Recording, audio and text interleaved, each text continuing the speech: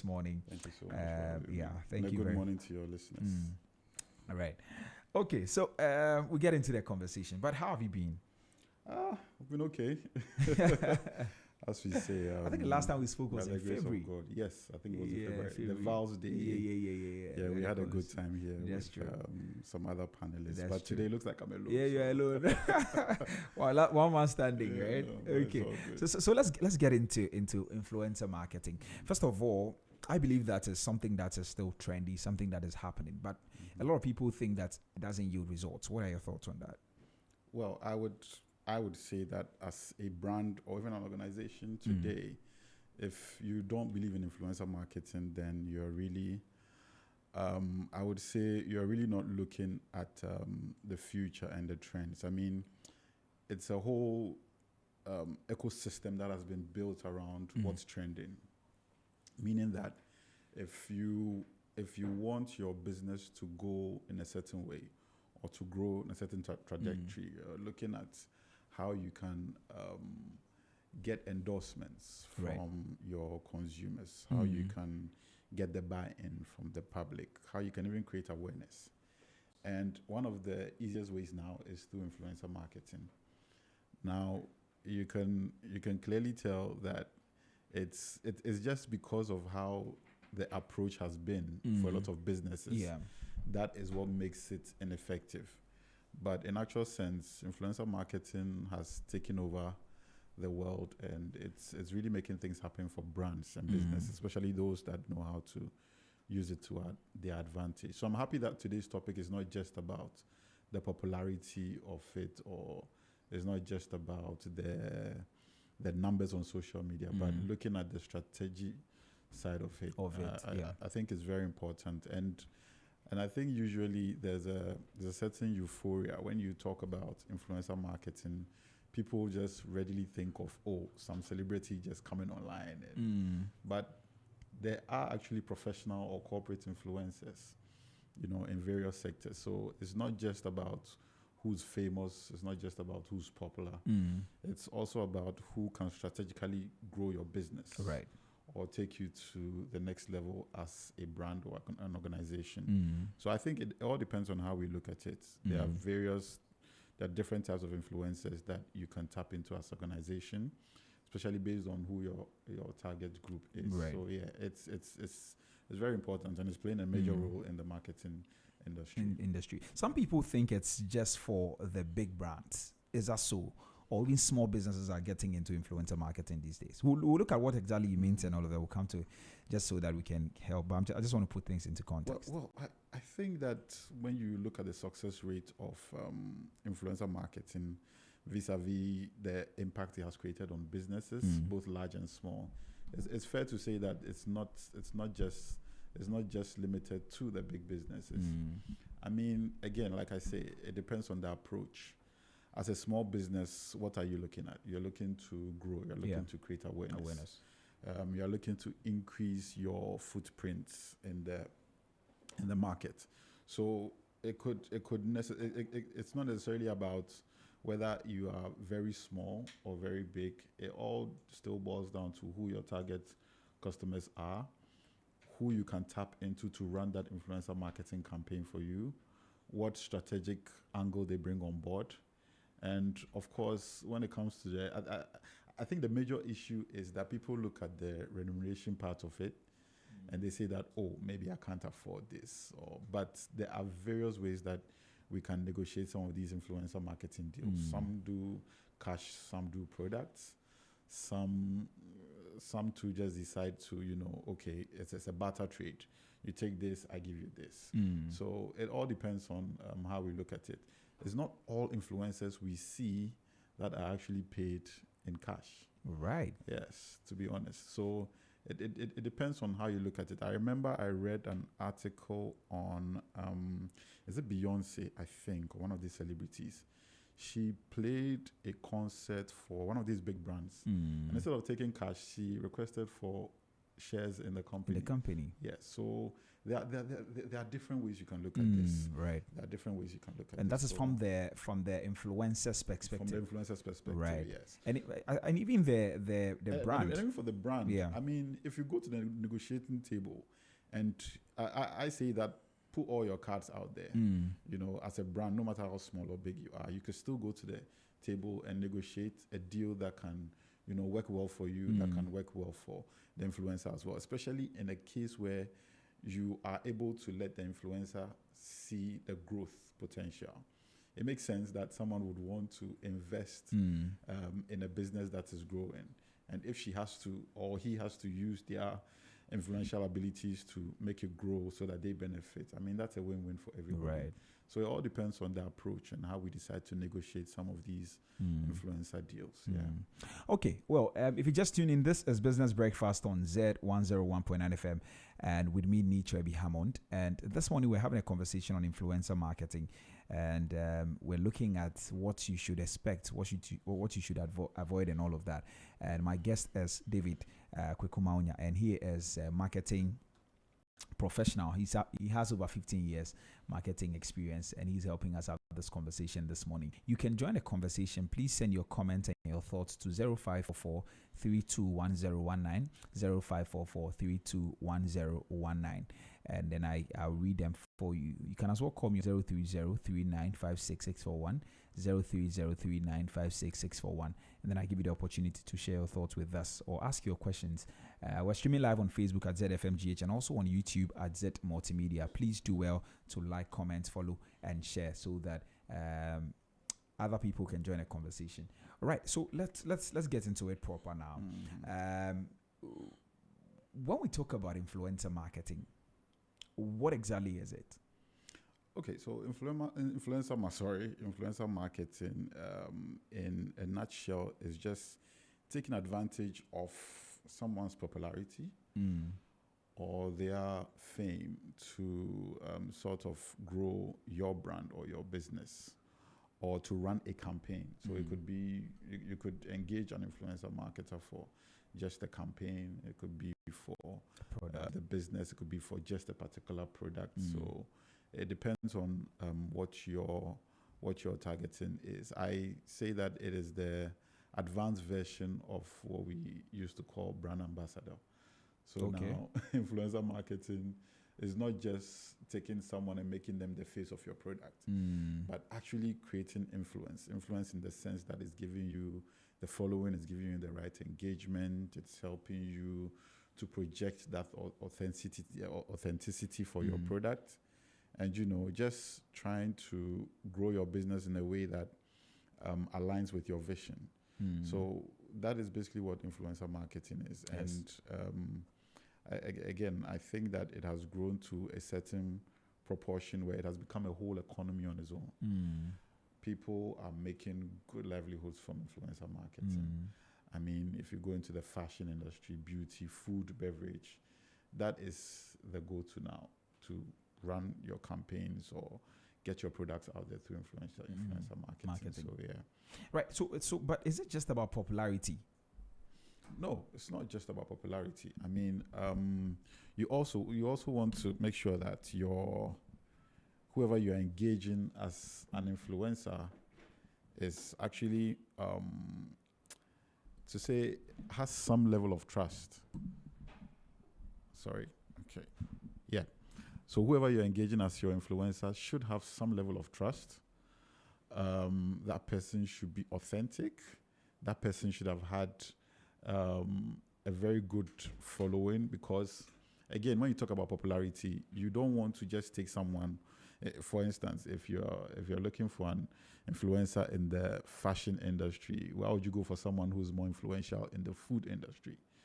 Right? You want to look at someone who aligns with your strategic goals, who can speak to your target audience. Right. Because it's very, very segmented. It's very niche. It's a very niche way of marketing. So I think all in all, it's still very high out there.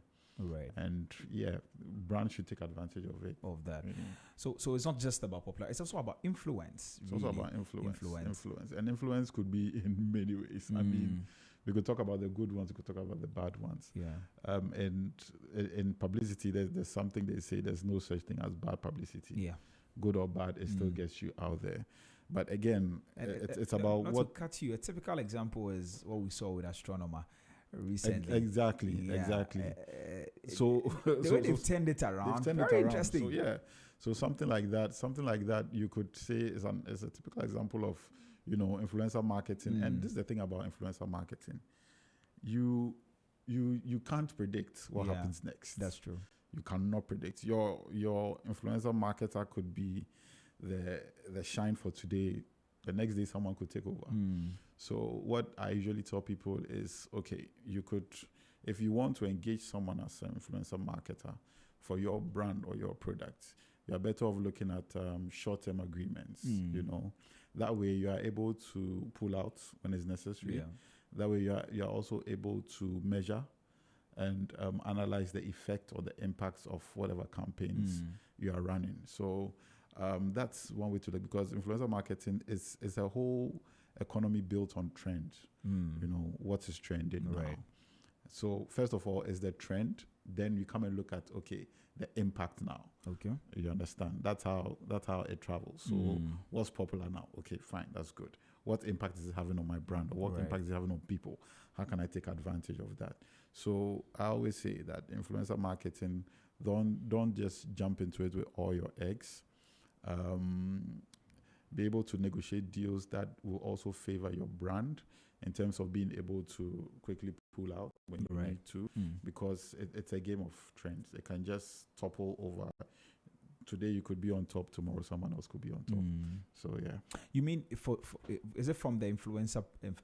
From the influencer perspective. From the influencer who you would call your influencer tomorrow might not be so influential anymore. Okay, right. I get it. Might not be too influential. That way, if you are tight, and it means that you need to revise your strategies. So you could find a way to use that same influencer. I mean, we've seen a lot of deals where a lot of brands have pulled out just because some bad news came on some sort of influencer or some brand ambassador. So it's either you are revising your strategy when it happens like that, or you are moving to the next big thing, which could be good for the business or also be very bad for it. I think it's a risk that is worth taking, but you take it cautiously. All right. Yes, as a brand or as an organization. No matter how you look at it, it's good, but anything could happen the next day, especially on the internet. Right. Yeah. Okay. Well, especially on the internet, and I like the emphasis on that. But what are some of the misconceptions people have about influencer marketing? The crazy thing is, people think influencer marketing is a myth. But I'm sorry to disappoint those people. It's not a myth. It's actually a strategy that has proven to work, and it's working. It's like I said, it's a whole economy on its own. It's making millions, especially if you know how to monetize it. It's helping brands grow. It's helping businesses achieve. It's sort of helping businesses even scale up. So influencer marketing is not just a myth. It's not just a lie. The other misconception is, again, people think it's all about the popularity. Yeah. It's not all about the popularity. Sometimes you need to also consider what is important to your brand, what's important to your organization. I have seen situations where brands have been able to turn people into influencers. Right? The brands were able to turn people into influencers. So, for instance, you engage someone to do some work for you, and you realize this person has the potential. Okay. Right? Then now you start publicizing those people and associating them to your brand. Eventually, they become the talk of the brand, and they begin to grow the brand. So sometimes it actually works the other way, where you engage someone as just to do some internal kind of work for you, but you realize that this person could actually have the public buy-in. Then you sort of engage them to become an influencer. This happens especially in specific industries, in the professional world, in the corporate world. I've seen a lot of people who've become financial gurus or influencers just because of the organizations that they work with and the impact they create there. I think even in media. Yeah, even in media, it happens a lot. I mean, in various industries and various sectors. So it all depends on, again, how you look at it. And influencer marketing is not just marketing that runs on its own. It needs a deliberate effort, a deliberate action plan. It needs to be executed with the smartest and the best of decisions to make for your business. So it's not just getting someone who's famous to come online and come and post about your business, but you need to be intentional about the content you create around the person who's running the marketing campaign for you. So it's a whole lot. It's a whole industry that is growing. Fortunately, now we have a lot of good business cases to look at and judge its success rate. So yeah, for those misconceptions, they are there. But I think all in all, I would say 80% of the time I would go for influencer marketing. Right. Okay. So let's talk about choosing the right influencer, and I know that's a very major thing, a very big thing when it comes to. Now I hear nano influencers, micro, macro. What are they? Tell us about it. So influencers basically they are. I'll just talk about four main ones. So we talk about the macro ones, which are your celebrities, your big ones. The ones who, just by the nature of them being a celebrity, they have a following, and they sort of help push your brand or your agenda to whatever level you're looking at. Then we have the micro ones who are not celebrities, but they are very influential when it comes to platforms. So they are able to pull a good engagement on platforms. They're able to rake in numbers. Yeah. They are able to let the trends grow. They are able to start trends on social media and various platforms. And the other ones are, you'd consider them not too big, but they are quite influential, especially in a specific industry. So you probably take an industry like food and beverages. They are very influential in that industry. They might not have the whole buy-in when it comes to the general outlook on brands or social media, but they also pull in the influence. And again, it's about what you want to achieve as a business and who you think can help you get there, achieve that. Right. So in choosing influencers, you want to first of all think about what your objectives are as a business. What do you want to achieve? If it's for a particular campaign, what are you looking at? What results are you looking at attaining during that period? Then you want to think about your target audience. It's very important. The target audience is because they are the ones that the influencer marketer will connect with. So if you have an influencer marketer who doesn't have any touch with your target audience, then I'm sorry, that will be an exercise in futility. Right. Then the other thing you want to consider is what exactly are you trying to sell? Okay. What message are you trying to take out there? And how are you going to be able to align all these activities of the influencer marketer with your campaign goals or with your aims when it comes to what you want to achieve? Then the other thing you want to look at very flexible terms in terms of your payments, in terms of negotiations.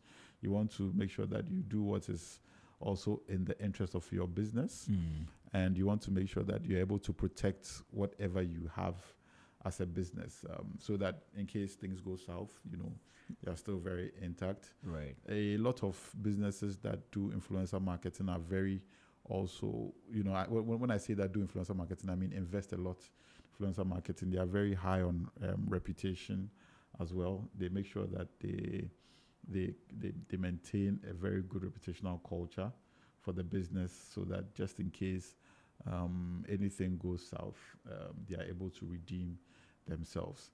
And I think it will be also good for every brand or every business to be able to have a little what I call goodwill.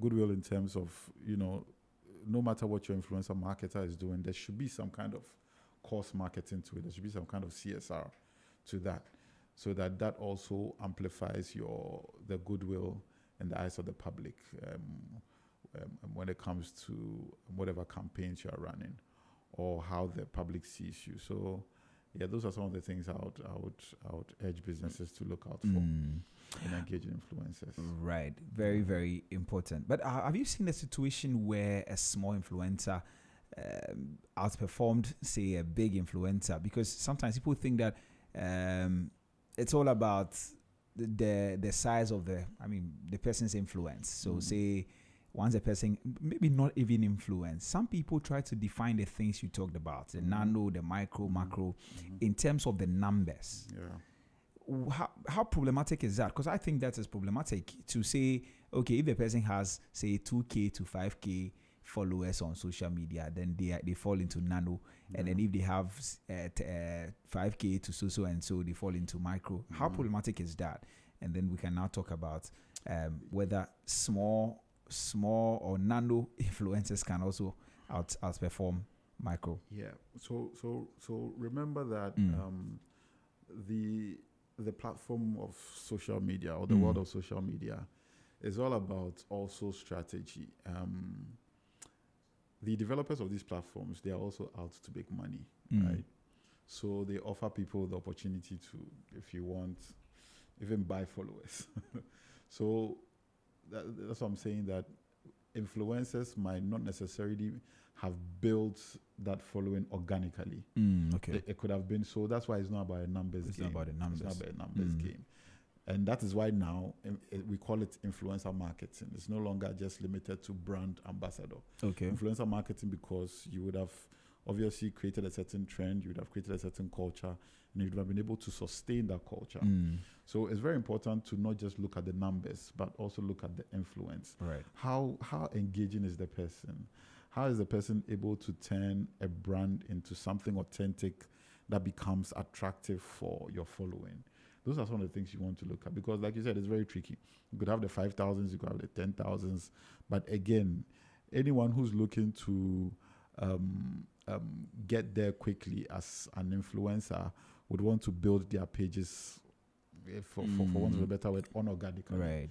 So these are the things you need to look at. I think that people who've built pages organically over the years, there are some people too who just by virtue of fortune happen to fall into, a huge number of following by no fault of theirs. I just remember this little boy who had a wish list. Was it 2 years back? Yes. For Our Day. Our Day, yeah. Remember. And just imagine how many brands jumped on board that time. Yeah. How many of us knew that boy? It was just a wish list for Our Day, and that was it. All these brands jumped. That boy, we could even refer to him as an influencer marketer. Right. But I don't think today he's even... No. we don't even know where he is. Exactly. So, but just for that period, for some reason, that wish list was able to get the attention of a lot of brands. Everybody came on board, and it became a whole trend for like a week or two. So again, it's not just about the numbers. And indeed, I've seen cases where small influencers have just come up from nowhere with numbers. If I may give an example, this guy called, I think, Kabi. Yeah, he's Kabi a TikTok. Yeah, Kabi. The guy literally says nothing. Yeah. And if you listen to his story, he said he was put out of his work during COVID time. He was at home and he just decided to try this thing out. And now he's one of the biggest. Yeah. He's one of the biggest brands on TikTok. True. I mean, he's been brought into movies and he doesn't even say anything. He just shows up in the movie and he's making very good money. Yeah. So again, how did this guy become so big? How did this guy just overnight become some sort of celebrity without even saying a word? So that's what I'm saying, that the world of influencer marketing is tricky. It's built on trends. And so for any brand who's looking to engage in an influencer to market their products, I mean, you need to look at some of those stringent measures and make sure that you look at those indicators. Look, authenticity, you're looking at trust, worthiness, you're looking at engagement, and not just the numbers as a brand. Yeah. Right. Okay. So not just the numbers. You Yeah. look beyond that. Now let's talk about structuring the partnership. What are some of the best practices for structuring a partnership between a brand and the influencer?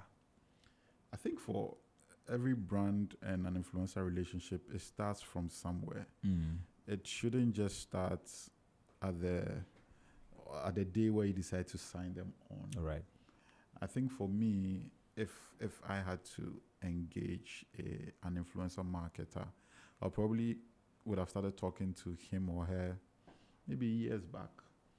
If there was a product, I would have started engaging them on the product, maybe having them use that product. Because again, one of the things that builds a good campaign is authenticity. You'd want so let me use the fashion industry as an example, or the beauty industry, if I may. You would want people to actually see the authenticity behind the product. You want them to believe in it. So what do? You engage an influencer, start giving them products, start having them use them, to see even in the backgrounds before they even come out. You get it, because you want to be able to get your influencer to speak about the products with some kind of conviction herself, so that she can be able to sell your product. So I think the relationship should start from behind the scenes before it even goes out there. How are you engaging the influencer? What kind of relationship are you building between you, the brand, and the influencer before they even get out there? So that it becomes very authentic. And then that way you can easily get the buy-in of the general public. Remember, this is all about endorsement as well.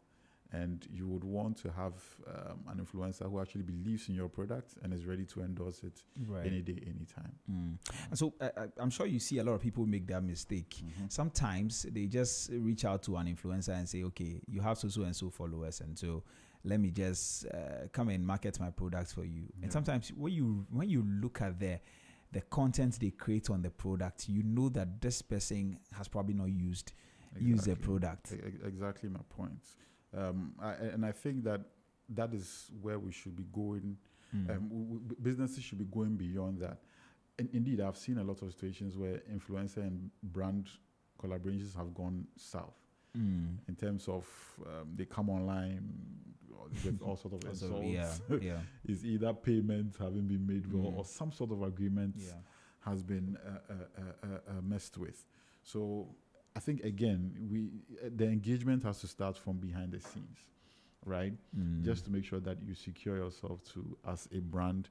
And a lot of situations too, I don't think a lot of businesses also consider, and I mean small businesses consider the NDA clauses and all that. There has to be some kind of non-disclosure. There has to be some kind of what's it called, non-compete. You have to look at all these things because you're engaging this person on your brand, and you want them to, as much as possible, give in their all and put in the seriousness that you need for the brand. Some people just because they get paid every month by a brand, they'll probably just post once, and they'll probably just use. I think I saw a picture some time back of one star endorsing an iPhone, but then we saw him using a Samsung. Something like that. And it's all very let me say, you cannot place so much value on what you would get as a brand if you engage the influencer earlier than imagine. Not just make a rash decision and just jump just because the person has numbers, but it's called influencer marketing for a reason. You want the influence, you want the impact, and you definitely want the results. All right. So tell us, what are some of the best practices when it comes to the contracts? First of all, you've talked about the NDAs and all of that's very important to get into. What are the best practices in contracts? What are some of the things that you get in there? I would say you should first of all engage a legal mind. Okay. You wouldn't want to do this in limbo, because the other thing too is influencers, they come with a certain type of ego, not in a bad way, but because they know what they are worth, they may want to take advantage, especially if they get opportunity to work with multiple brands, right? So you need to have some sort of exclusivity, okay? Because you'd want to take advantage of that influencer as much as you can. You are paying them anyways, so why not? So you want to look at exclusivity, right, to your brand. You want to look at a contract that you want to put in clauses that makes it easily measurable, right, to know whether this strategy is working or not. I mean, I don't think it's a bad idea to request for a report from an influencer every month. Yeah, that's if you are serious about business. You should be able to track and monitor where your money is going. You should be able to create a very robust system where the influencer just doesn't have the right to create any content at all. But also content should be run through you. And I think for any serious business also, you should be able to run whatever influencer campaign you have with your team together with that influencer. Right. It doesn't have to be just that influencer doing anything they want, but there should be a collaboration. So these are some of the clauses you need to look at when you are trying to go into an influencer deal. As much as possible, you'd want to secure your business, by putting in certain clauses of reputation, so that in case there's any damage, especially from the influencer side, you as a business are protected. So these are some of the things you need to consider and look at. How about in terms of deliverables? What are the things that you look out for? Deliverables, I think first of all, you want to look at the most important thing is to look at the goodwill that you are garnering. Now, it will be good for you to also look at, okay, since I brought in this influencer, and that's what I'm saying, that you need to put in clauses that makes it easily measurable. Okay. Since I brought in this influencer from month 1 to month 3, how have I grown? Right? Is it in terms of engagement? Is it in terms of just the numbers without sales? Because at the end of the day, all that awareness, it has to turn into sales. All the engagement, it has to convert into revenue. Right. So you need to set clear deliverables. Look, this is where we want to grow to. And this has to be clearly communicated with the influencer. So you want to set deliverables of, you're looking at brand building. And for some of the campaigns, I'm sorry to say that you won't get the results today. Some of them the impact will be felt later. But at least you need to see some progress or some trajectory that shows that you are heading towards this angle, which is good for the business. So you need to set deliverables on engagement. You need to set deliverables on impact. You need to set deliverables on interactivity. You need to set deliverables on your just general growth of your page. And I always stress that it should be organic. It's better for all these things to be organic. See your pages grow organically, see the brand grow organically. That way you are sure of authenticity and the right engagement. Right. What is a realistic time frame to have with an influencer? Is it something that you do within like a few months, or you? I think if you ask me, in my view, I'll say 6 months is fair enough. Okay. Yes, 6 months of a strong push on a campaign. It shouldn't give you all the results, but at least it should give you an indication of where things are going. So if you ask me, well, some people too feel like a year is okay, which also makes sense. So I would say 6 months, a year, that's really suitable. Yeah. Okay, all right. Exactly 35 minutes after 9. This is Business Breakfast on Z101.9 FM. With me, Nichwe Bihamon. This morning, we're talking about influencer marketing and how we just want you to be able to do the right things. And that is why we're having this conversation. You can send us a WhatsApp with your comments and your thoughts on 0544321019, 0544321019.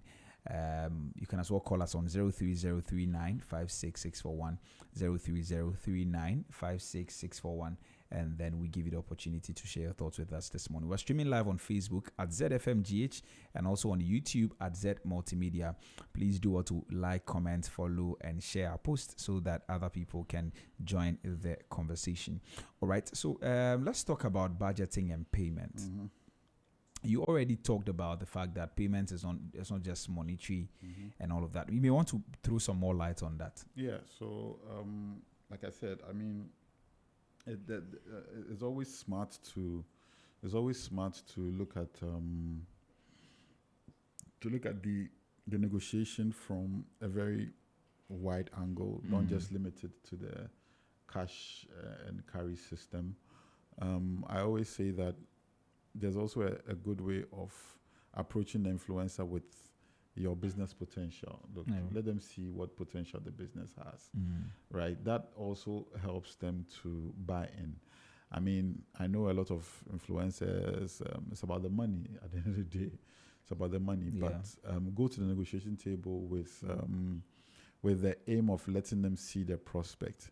That only doesn't help you to negotiate better, but it only helps you to get the true, authentic buy-in of the influencer, right? If you get them excited about the product, if you get them excited about the brand, about the organization, well, then that drives a different emotion when it comes to negotiating. So, but then always also keep your mind open. Some are just in for the money. Okay.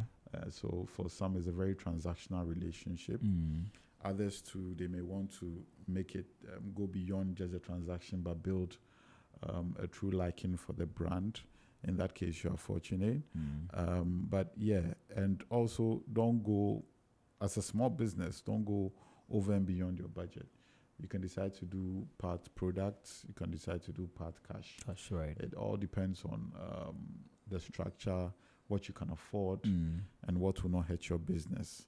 Remember that as a business, in addition to influencer marketing, there are other forms of marketing you can't explore. So you can't throw all your budget on just one part of marketing. It. You may decide to dedicate majority of a budget to it, but always make sure that you are dedicating some part of it for other things.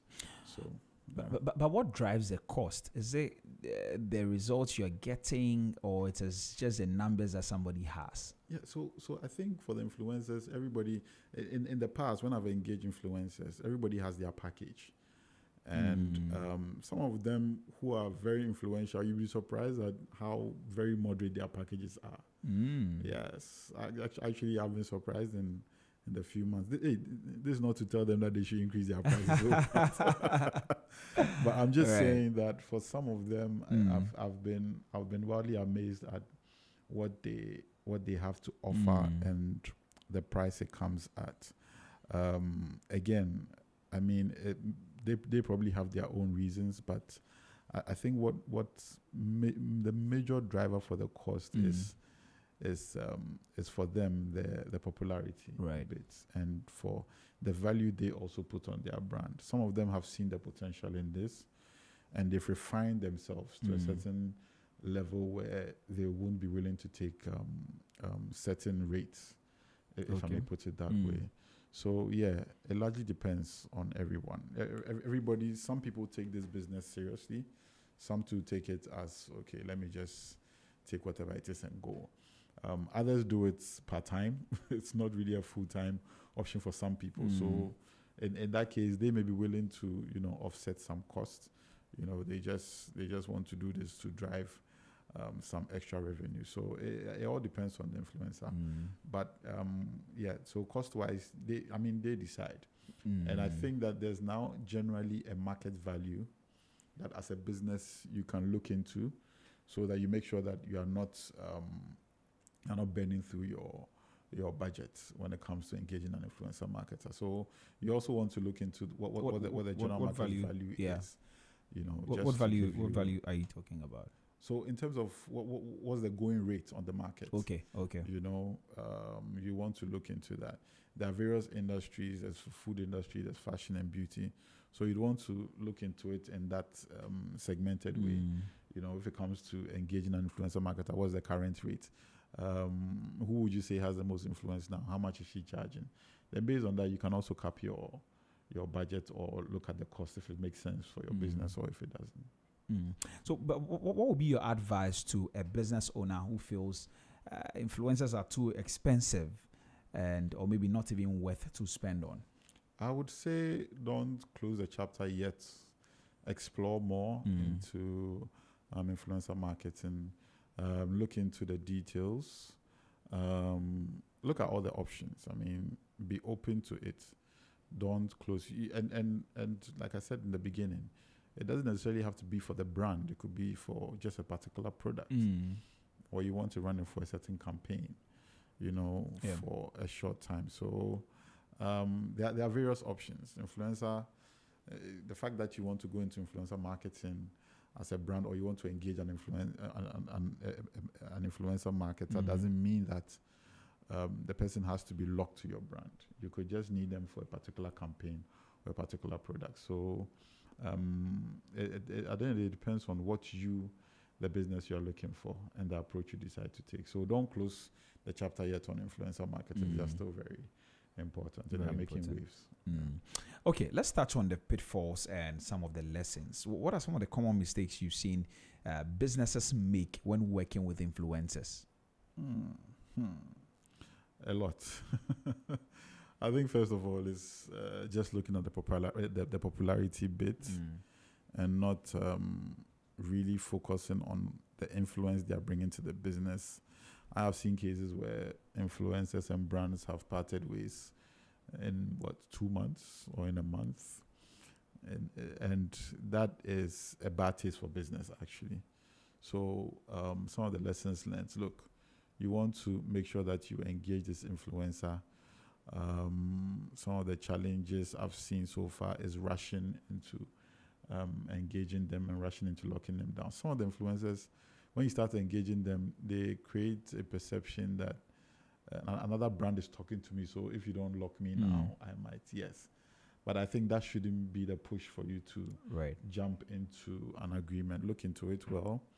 Make sure you study the numbers. Make sure you look at what's making sense for you as a brand before you go ahead with any such engagement. And again, I've seen some brands try and run a subtle poll on their pages, just to find out how their followers would welcome a certain influencer.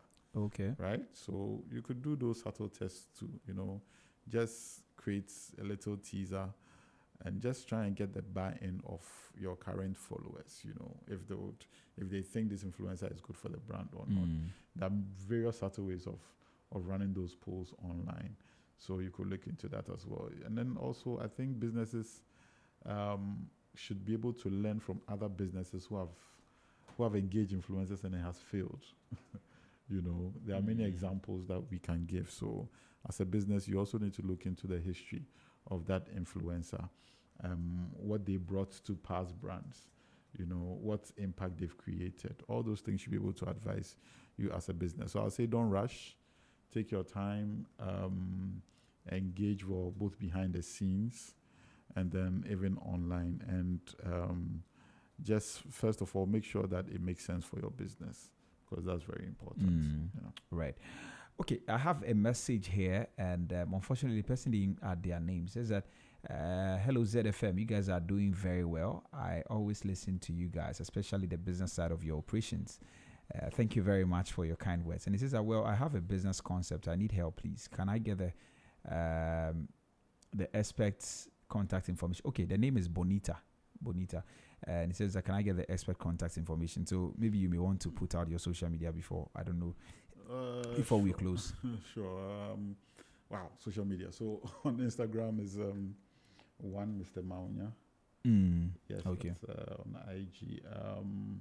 And then I think I'm very active on WhatsApp, but I don't know if I should mention my number out now. But we could probably share my contact with her. Right. Yeah. Okay. Sure. I will do that when we are done with the show. Okay. So let's continue the conversation. So you told us some of the pitfalls that we should. People make some of the mistakes that people make when they are working with influencers. But have you personally? I'm putting you on the spot. Have you worked on a campaign that failed with an influencer?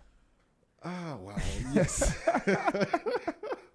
I have, and this was many years back.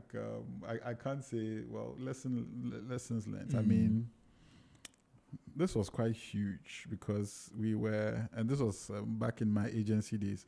What we were trying to do was there was a certain group that had won an award in that particular year. So it was a Ghana Music Award, and we were trying to promote a certain brand, a drink, a well-known brand, by using them as the influencers for that campaign. And man, it was tough. It was a failure. It was a failure. I think after 6 months, we had to call it quits. You would call for shoots, like we had planned. We had a schedule. We had product shoots.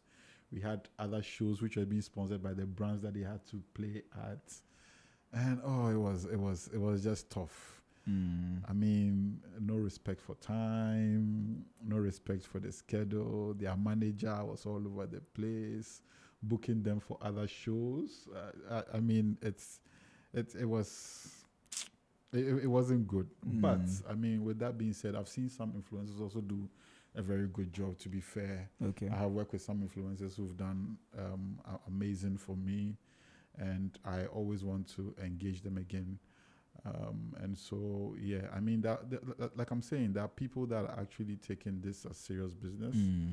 The others that are doing it as just some extra revenue, some are serious, some may not be too serious. Right. But what I'll say is, even to the influencers, I'll say that there's a whole economy out there which is growing, which is becoming more intellectual. Because the other thing you notice is people, okay, let me say Ghanaians too have become very sophisticated. I mean, Ghanaians are choosing brands based on certain reasons. So as an influencer, you'd want to also grow intellectually. You'd want to bring some goodwill to the businesses that you promote. You'd want to show some growth, right? And that also essentially helps your profile as an influencer, and also helps the business that you are working with, and it makes you more attractive to other businesses. So I would say that they should keep it up. I mean, the bad ones will always be the bad ones, but the good ones too are there. So, yeah.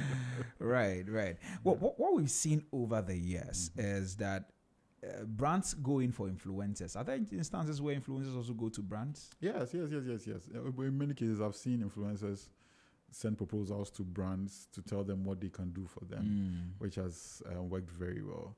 I mean, it's somebody's business. It's just like how you'd also go and pitch for brands to probably come and sponsor your shows and all that. So it's also a whole business. Someone would feel that, look, I can grow your brand, have a certain following that your brand can tap into, right?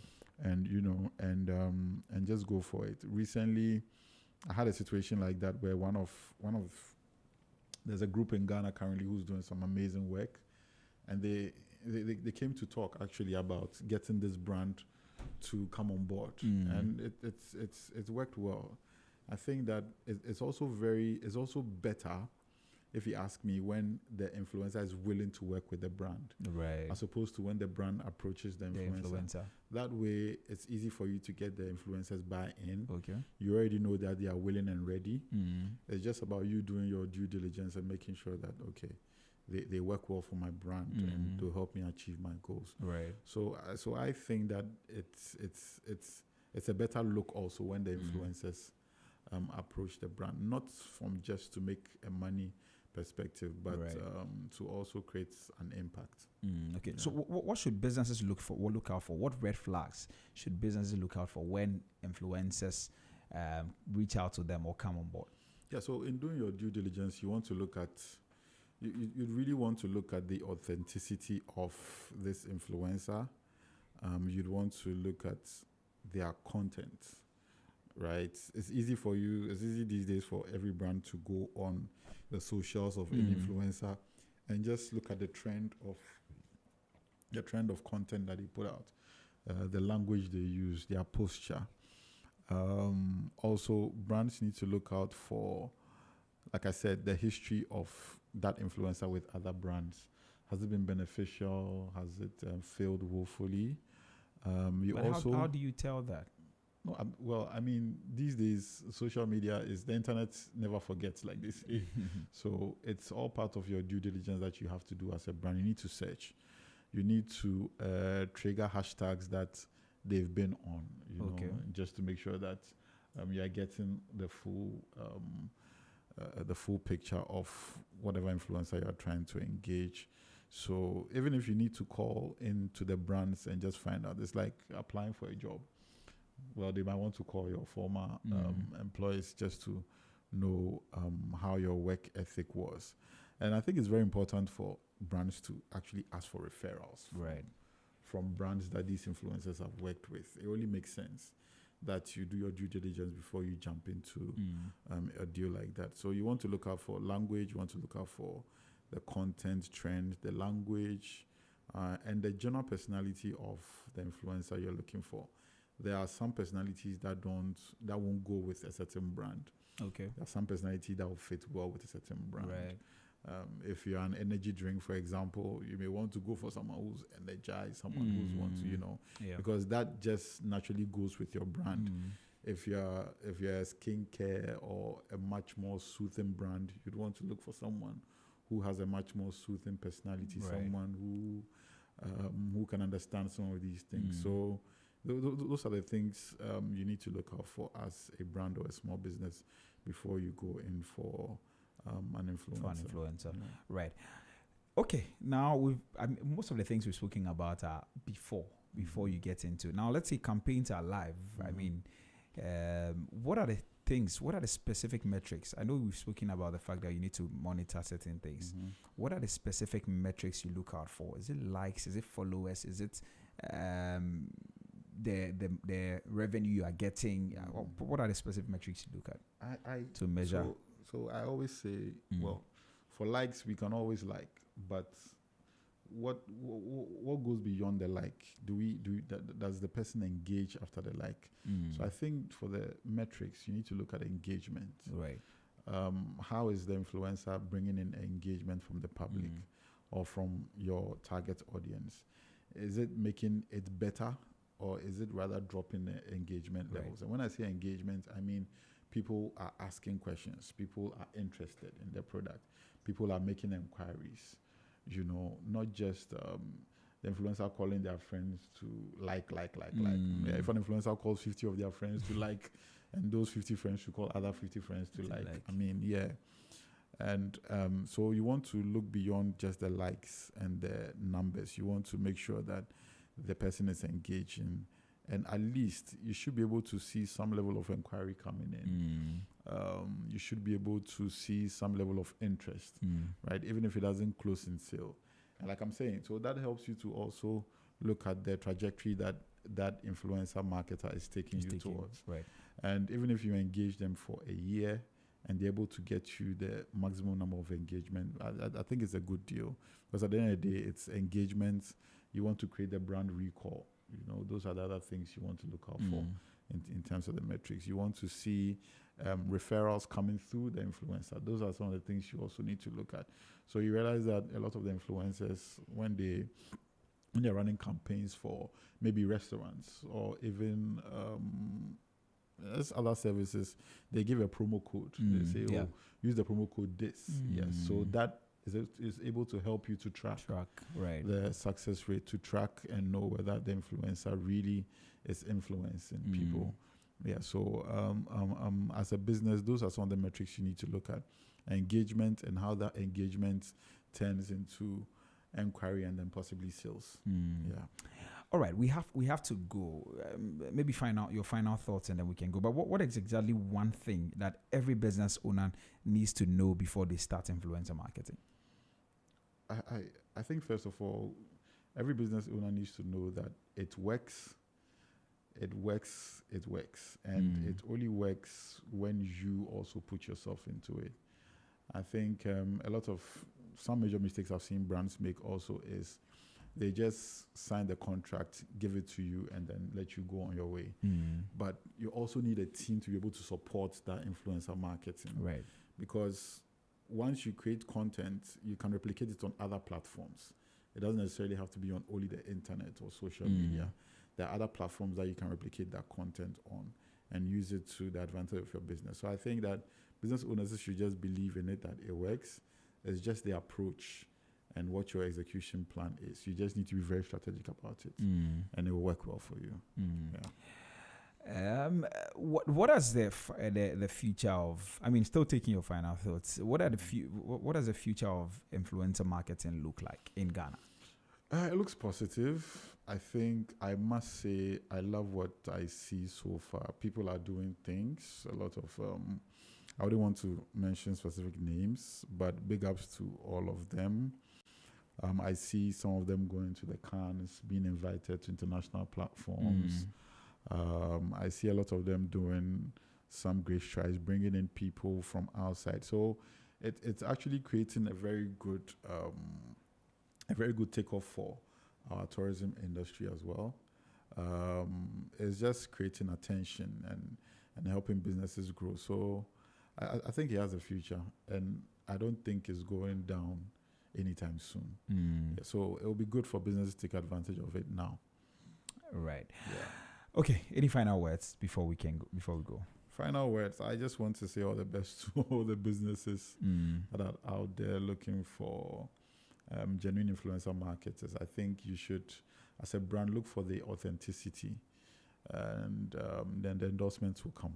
Yeah. So all the best. All right. You may want to put out your social media one more time. So one Mr. Maunyo on Instagram, same on Facebook. Yeah. All I'm right. active on those platforms. Yeah. Right. Okay. All right. Thank you very much for coming. Thank you for having me.